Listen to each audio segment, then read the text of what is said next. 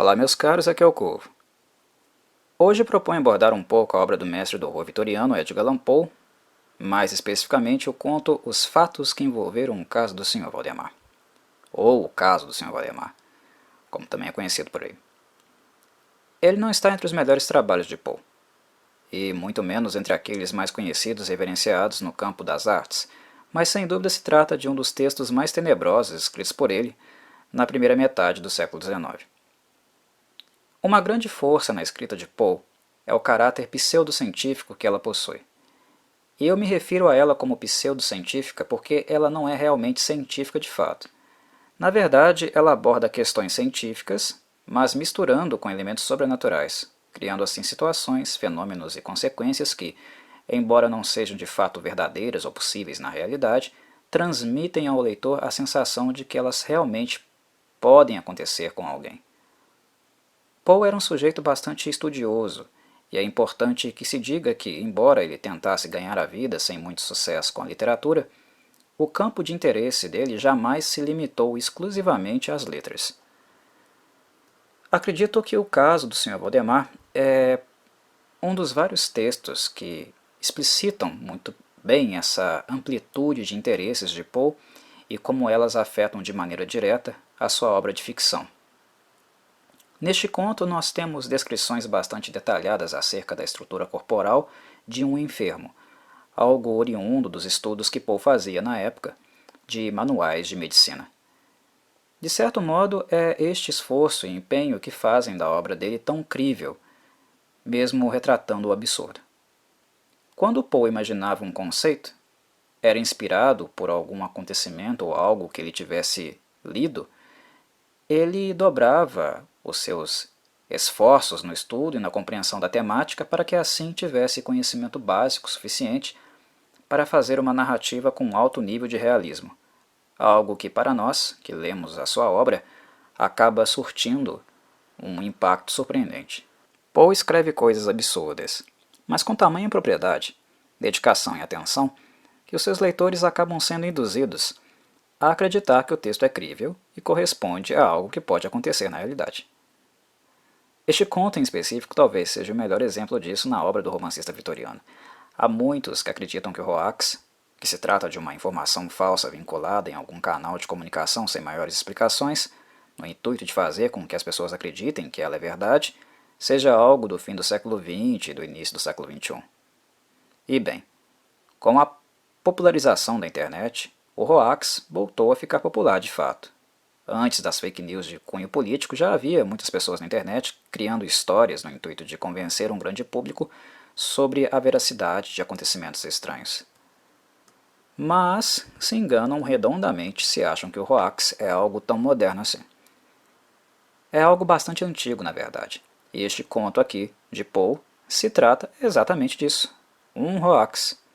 Este conto foi um hoax, e esta é uma das muitas curiosidades sobre a obra dele. Na minha análise, eu enxergo desonestidade por parte do romancista. Afinal, quem cria hoax é desonesto. Embora os comentadores da época afirmem que ele apenas fez isso como uma piada para os leitores, uma troça. Mas o fato é que quando Os Fatos que Envolvem o Caso do Sr. Valdemar foi publicado, Poe não colocou muitas especificações nele. E o nível de detalhismo era tão vívido, preciso e grotesco, amparado em descrições fisiológicas reais, que o público leitor realmente acreditou que o texto se tratava de um caso real. As pessoas ficaram atemorizadas, horrorizadas com o texto, que, para a época, de fato é realmente muito macabro. Ele é um dos mais macabros de Poe, na minha opinião. Seu trabalho estético e a forma que ele brinca com a imaginação do leitor é perturbadora. Só posteriormente ele esclareceu que o seu texto era fictício, quando começou a ser interrogado sobre isso. Mas o estrago já estava feito. Muita gente perdeu o sono pensando no final horrendo desse conto, e Poe obviamente conseguiu o que ele queria: publicidade, positiva e negativa. Para um escritor que nunca teve muito sucesso na sua própria época, algo que acontece muito na literatura com vários nomes à frente do seu tempo e mal compreendidos pelo seu próprio povo, Poe desejava qualquer tipo de atenção que ele pudesse ter. E assim ele escreveu um dos textos mais macabros, apelativos e perturbadores da sua época. Mas não me entendam mal. O conto é brilhante, tanto do ponto de vista técnico, psicológico e estético. Ele cumpre perfeitamente seu objetivo, e a abordagem fisiológica que Poe faz na descrição do processo lento de putrefação do Sr. Valdemar é tão preciso que é isto de fato o que torna este texto tão assombroso. Eu tento imaginar os vitorianos lendo isso e não consigo. Deve ter sido apavorante. A sociedade da época não estava preparada para algo tão chocante, explícito assim, de acesso a jornais, pequenas publicações que você podia comprar ali numa banca ou qualquer coisa nesse sentido. E é material pesado demais para ser algo tão aberto ao público. Não é algo que se via com tanta frequência assim no cotidiano. Eu imagino que Poe teve, inclusive, motivações pessoais para investir numa descrição médica tão apurada como esta que ele apresentou aqui. Quando Poe publicou o conto, em 1845, fazia 4 anos que ele batalhava junto com a esposa dele, Virginia, com relação à doença dela. Ela sofria de tuberculose. Imaginem, por um breve momento, o que é sofrer desta maldita doença por 4 anos sem os tratamentos modernos que nós temos hoje. O nível de abatimento e estado lastimável que essa doença causava nas pessoas. Sentiu? Se Poe conseguiu descrever alguém tão enfermo e literalmente definhando no leito de morte, como o Sr. Valdemar, isso sem dúvida se deve ao fato também dele mesmo ter vivido experiências muito semelhantes com a própria esposa. As imagens são tão vívidas porque, literalmente, Poe as vivenciava todos os dias. Muito possivelmente ele encontrou na literatura uma forma de elaborar e aliviar esta tensão.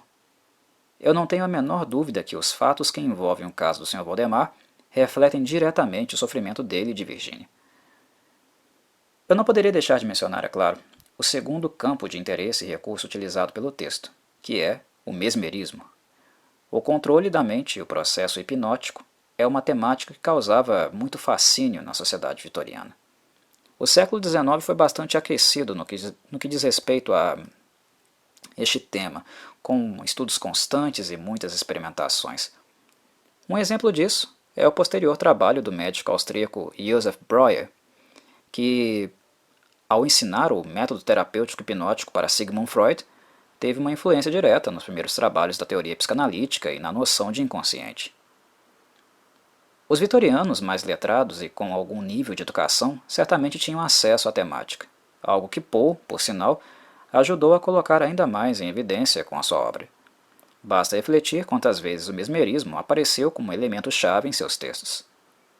Poe tinha um interesse gigantesco pela mente humana, e por fenômenos ainda não explicados pela ciência. E mesmo que ele nunca tenha sido um cientista de fato, esta curiosidade da era vitoriana por parte do público leigo é muitíssimo bem representada, retratada na obra dele. Em Os Fatos que envolvem o caso do Sr. Valdemar, a proposta de Poe é atuar em 2 dimensões. Primeiro, ele quer incitar esta curiosidade do público acerca deste fenômeno curioso que é a hipnose. E segundo, incitar o medo ao mirar as profundezas do desconhecido, daquilo que está para além da vida, que seria a suposta vida após a morte, algo que a humanidade sempre teve bastante interesse por não conseguir lidar muito bem com a própria finitude. Poe cola uma temática na outra, fazendo com que elas trabalhem conjuntamente. O questionamento central é: se uma pessoa estiver em processo hipnótico e próximo da morte, se o corpo dela morrer, a mente morrerá junto? Ou continuará sob controle? Ela ficará ativa até o momento que o link seja finalmente rompido? Pensar numa coisa como essa, imaginar algo assim, É algo simplesmente macabro, perturbador, horripilante, só de imaginar. Mas também é igualmente brilhante, meus caros. A condução hipnótica de Valdemar, em processo de morte e no pós-morte, é uma das coisas mais medonhas que eu já li em literatura. Poe não poupa adjetivos para descrever o processo. O estado lastimável da estrutura física de Valdemar, após a morte, vai progressivamente piorando. O homem literalmente apodrece na cama. E, mesmo que você não esteja na cena, mas sua sensibilidade seja alta, talvez você até consiga sentir o mau cheiro que exala do que antes nós costumávamos chamar de corpo humano. Uma coisa que vai definhando aos poucos ali. É grotesco. E o texto é tão imersivo que você até sente o processo. É medonho. No entanto, uma única coisa continua pulsando ali. Eu não sei se eu posso dizer que está vivo, mas mexe. Na constituição daquele corpo putrefo, em estado de decomposição, uma coisa continua se movendo. Em virtude desse link hipnótico que foi estabelecido e é mantido. A língua de Valdemar.